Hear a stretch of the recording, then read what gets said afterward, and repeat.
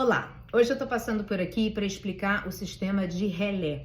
Esse vídeo é então para você que contrata serviços de interpretação e que talvez tenha aí um evento com mais de 2 idiomas. Porque quando você tem 2 idiomas é bastante óbvio, se é falado o idioma A no palco, o intérprete interpreta para B, se é falado B no palco, o intérprete vai para A. Bastante objetivo, não tem mistério. Mas e quando você tem um evento com mais idiomas do que isso? Vários palestrantes, diferentes idiomas. Não dá para você esperar que todos os intérpretes de todas as cabines vão ter todos esses idiomas, senão todos os intérpretes teriam que ser absolutamente poliglotas. E não é o caso. Nesse caso, a gente usa o sistema de relé. Deixa eu tentar dar um exemplo mais concreto. Então, usando o exemplo da Flórida, que faz muito eventos em inglês, português e espanhol. Nem sempre os intérpretes de espanhol falam ou entendem português. Mesma coisa, os intérpretes de português não necessariamente falam ou entendem espanhol. Isso significa, então, que você não vai conseguir fazer seu evento, ou você vai ter que contratar 10 intérpretes em vez de 4, né? Porque muito cliente às vezes pensa, então eu vou ter que ter um intérprete inglês-português, um inglês-espanhol e um espanhol-português. Não, você não precisa. A forma que a gente resolve isso é com o uso de relé, que é uma tecnologia entre cabines. Vou tentar explicar para ficar mais concreto.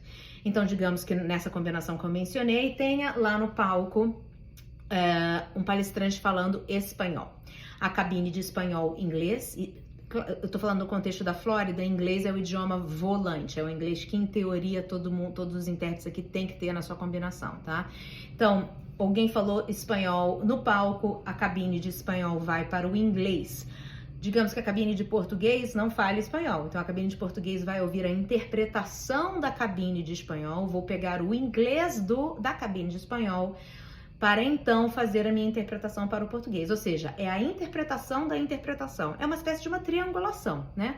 E vice-versa, se alguém for falar português no palco, a cabine de espanhol não fala português, os intérpretes de português vão interpretar para o inglês, a cabine de espanhol vai pegar o inglês dessa cabine de português e então interpretar para o espanhol. Isso, claro, causa um pouquinho de delay, porque já tem o delay do primeiro intérprete, imagina, né? Quando faz-se a interpretação da interpretação. É absolutamente ideal?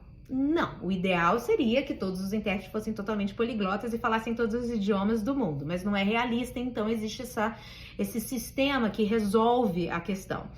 Eu com os meus clientes, principalmente na Flórida, eu procuro sempre montar uma equipe de intérpretes, no caso de inglês, português e espanhol, em que os intérpretes tenham os 3 idiomas, pelo menos um deles passivo. Vou dar um exemplo de novo para concretizar aqui o que eu tô falando, tornar mais tangível. A minha combinação linguística profissional é inglês-português, eu tenho ambos esses idiomas ativos, eu os ouço e posso os falar, né? Mas eu tenho também o espanhol passivo, significa que eu compreendo o espanhol, mas eu não uso o meu espanhol falado profissionalmente. Então eu procuro sempre montar cabines e equipes de interpretação em que todos os intérpretes tenham os 3 idiomas. Mas às vezes não é possível, então às vezes se entra um japonês, né? A gente tem aí uma equipe de português, espanhol. Quais são as probabilidades desse pessoal também ter japonês na combinação? Muito improvável. Então, nesse caso, a gente vai pegar uma cabine com intérprete japonês e inglês, e a cabine de português e de espanhol vão pegar a interpretação dos intérpretes japonês para então fazerem a interpretação para seus respectivos idiomas. Espero que tenha ficado claro. Se não ficou, pode perguntar aqui para mim e até a próxima.